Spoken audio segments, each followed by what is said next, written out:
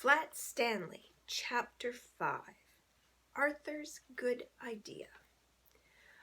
For a while, Stanley Lambchop was a famous name. Everywhere that Stanley went, people stared and pointed at him. He could hear them whisper, "Over there, Agnes, over there. That must be Stanley Lambchop, the one who caught the sneak thieves," and things like that.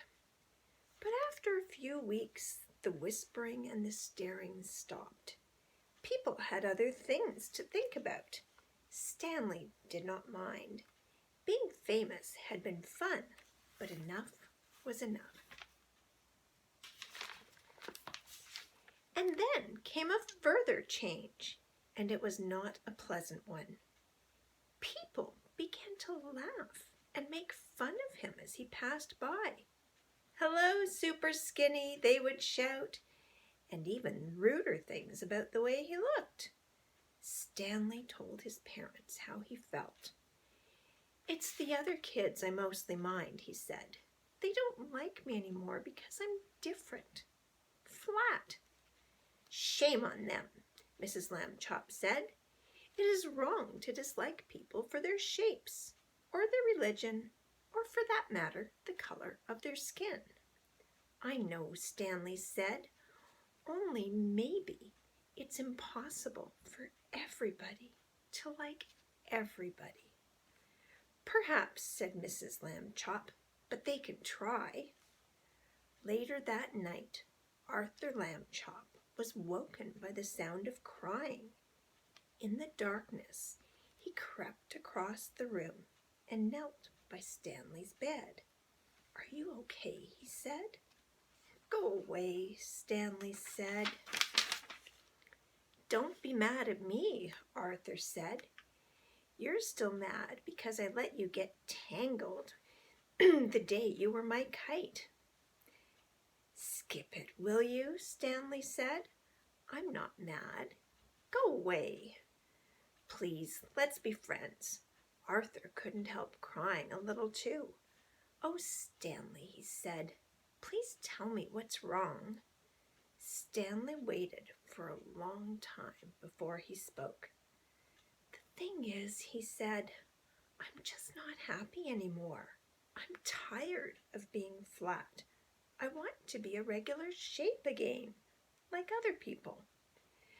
But I'll have to go on being flat forever. It makes me sick." "Oh, Stanley," Arthur said.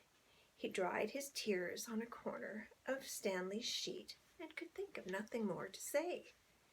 "Don't talk about what I just said," Stanley told him. "I don't want folks to worry. That would only make it worse." "You're brave," Arthur said. "You really are." He took hold of Stanley's hand. The two brothers sat together in the darkness, being friends. They were both still sad, but each one felt a little better than he had before. And then, suddenly, though he was not even trying to think, Arthur had an idea.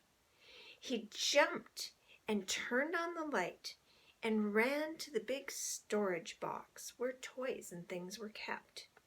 He began to rummage in the box. Stanley sat up in bed to watch. Arthur flung aside a football and some lead soldiers and airplane models and lots of wooden blocks. And then he said, "Aha!" He had found what he wanted, an old bicycle pump. He held it up, and Stanley and he looked at each other. "Okay," Stanley said at last, "but take it easy." He put the end of the long pump hose in his mouth and clamped his lips tightly around so that no air could escape. "I'll go slowly," Arthur said. "If it hurts anything, wiggle your hand at me." He began to pump. At first, nothing happened except that Stanley's cheeks bulged a bit. Arthur watched his hand, but there was no wiggle signal, so he pumped on. Then, suddenly, Stanley's top half began to swell. "It's working! It's working!" shouted Arthur, pumping away. Stanley spread his arms so that the air could get around inside him more easily. He got bigger and bigger. The buttons of his pajama top burst off. Pop, pop, pop.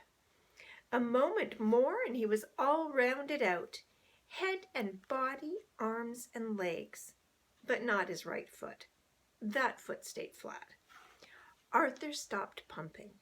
"It's like trying to do the very last bit of those long balloons," he said. "Maybe a shake would help." Stanley shook his right foot twice, and with a little whooshing sound, it swelled out to match the left one. There stood Stanley Lambchop, as he used to be, as if he had never been flat at all. "Thank you, Arthur," Stanley said. "Thank you very much." The brothers were shaking hands when Mr. Lambchop strode into the room with Mrs. Lambchop right behind him. "We heard you," said Mr. Lambchop. "Up and talking when you ought to be asleep. Shame on—" "George," said Mrs. Lambchop, "Stanley's round again." "You're right," said Mr. Lambchop, noticing. "Good for you, Stanley." "I'm the one who did it," Arthur said. "I blew him up." Everyone was terribly excited and happy, of course. Mrs. Lambchop made hot chocolate to celebrate the occasion, and several toasts were drunk to Arthur for his cleverness.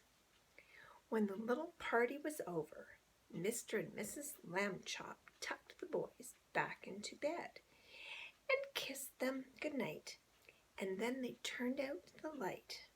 "Good night," they said. "Good night," said Stanley and Arthur. It had been a long and tiring day. Very soon, all the Lambchops were asleep. And that is the end of Flat Stanley. I hope you enjoyed it.